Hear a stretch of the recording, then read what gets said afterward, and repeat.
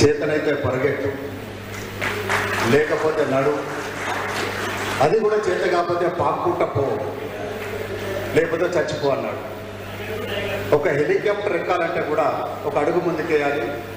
మరి వైశ్యులని అందరినీ తన ఆత్మగౌరవాన్ని మన గౌరవాన్ని మనకు గుర్తు చేస్తూ నా సహోద్యమకారుడు కాచం సత్యనారాయణ గారు తెలంగాణ పార్టీ ఆవిర్భావం అనంతరం మరి బీభత్సమైన ఉద్యమంలో మేము కూడా పాల్గొని తెలంగాణ స్టేట్ నుంచి నలుగురికి ఎమ్మెల్యే టికెట్ ఇవ్వాలని రిప్రజెంట్ చేసినప్పుడు ఆ నలుగురిలో నేను, వారు, బిగాల గణేష్ గుప్తా ఇలా నలుగురు ఉండడం జరిగింది.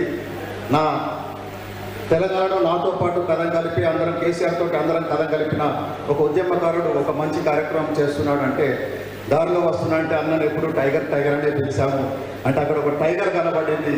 ఒక టైగర్ను ఇవ్వడం ఇది సబబుగా ఉంటుంది అని తీసుకొచ్చి ఈరోజు నేను ప్రజెంట్ చేస్తున్నాను. కాచమన్న ఉద్యమంలోనే కాదు ఎప్పటికీ కూడా మీ వెంట ఉంటాం. మీరు చేయాల్సిందల్లా ఒకటే, ఎప్పుడు కూడా ప్రతిసారి వైశ్య శంకారం పూరించాము, ఆ శంఖం సౌండ్ ఆగిపోయింది, మన ఉద్యమం ఆగిపోయింది. అలా కాకుండా మీరు వేసిన అడుగు ప్రతి అడుగు మన గమ్యం రీచ్ అయ్యే వరకు ఖచ్చితంగా పరిగెత్తే స్థాయికి తీసుకుపోవాలి. చాలామంది వక్తల మాటలు విన్నాను నేను. మన స్ట్రెంగ్త్ ఏంటిది అనేది మనం నిరూపించుకున్నప్పుడు మన దగ్గరికి opportunity will come to our foot at automatically. మన పాదాల దగ్గరికి మన అవకాశం వచ్చే విధంగా మనం ఏ పార్టీలోనే ఉండాలి. నేను టీఆర్ఎస్లో ఉండొచ్చు, కొందరు బీజేపీలో ఉండొచ్చు, కొందరు మా బ్రదర్ కాంగ్రెస్లో ఉండొచ్చు.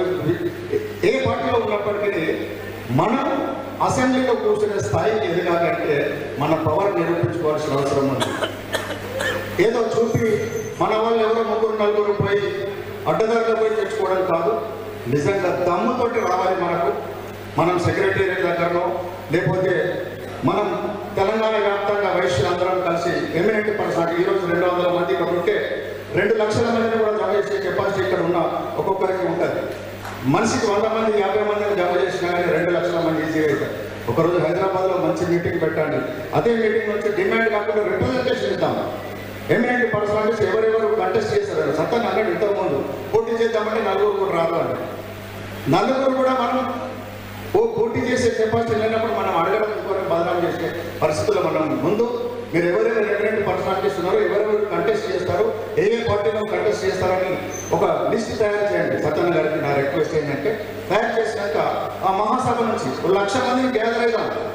డబ్బులు అభ్యాస్తే నో ప్రాబ్లం, అన్ని కాచం సత్యన్న గారే పెట్టుకోవాలంటే పెట్టుకోరు. మనలాంటి వాళ్ళం చాలా ఉద్యమం కోసం లక్షలు ఖర్చు పెట్టాము. మన ఉద్యమం కోసం, మన ఆత్మగౌరవం కోసం మనం పెట్టుకుందాం, పని చేద్దాం, తరలి వద్దాం.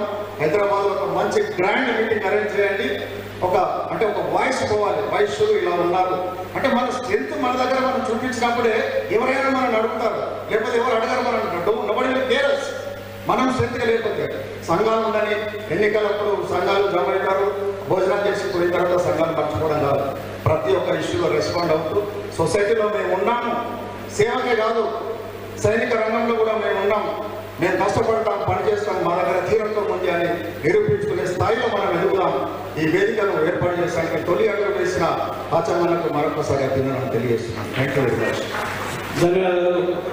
తెలంగాణ ఉద్యమ సహచార మిత్రుడు మంచిర్యాల మేము బస్సు యాత్ర పోయినప్పుడు తన యొక్క ఆతిథ్యాన్ని మేము స్వీకరించి అక్కడ దాదాపుగా నిరాహార దీక్షలో పూర్తి స్థాయిలో పాల్గొన్నటువంటి మంచి మిత్రుడు. మొట్టమొదటి అక్కడ భారత అసోసియేషన్ నుండి పాల్గొన్నారు. అలాగే